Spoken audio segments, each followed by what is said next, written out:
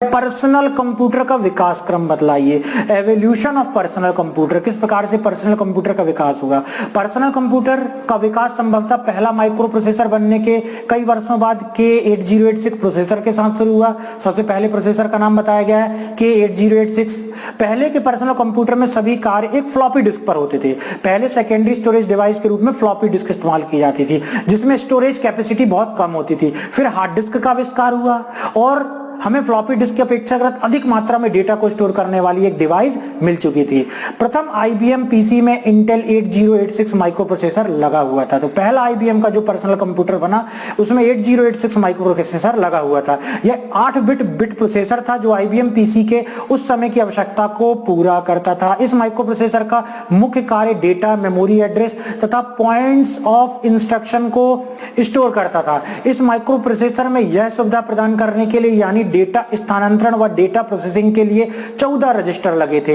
इसकी संचय क्षमता 128 से 640 KB तक थी, मतलब इतना ही डेटा स्टोर कर सकता था। इसके फ्लॉपी ड्राइव की संख्या 1 या 2 थी।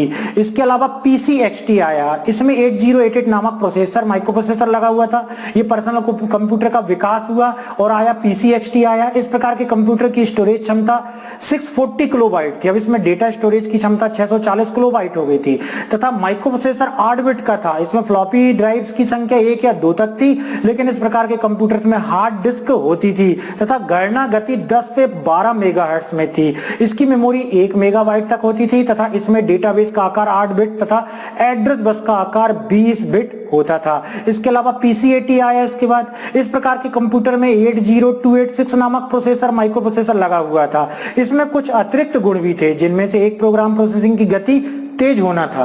इसकी गति 8086 की अपेक्षा अधिक थी। इस प्रकार के कंप्यूटर की स्टोरेज क्षमता भी बढ़ गई, जो कि 1 MB से 2 MB तक थी। इसमें फ्लॉपी ड्राइव की संख्या 1 या 2 थी। इस प्रकार के कंप्यूटर्स में हार्ड डिस्क होती थी तथा इसकी गणना गति 16 to 20 मेगाहर्ट्ज में होती थी। इसकी अधिकतम मेमोरी 16 MB तक होती थी तथा इसमें डेटाबेस का आकार 16 बिट तथा एड्रेस बस का आकार 24 बिट तक होता था। तो पर्सनल कंप्यूटर में ये PCAT आया।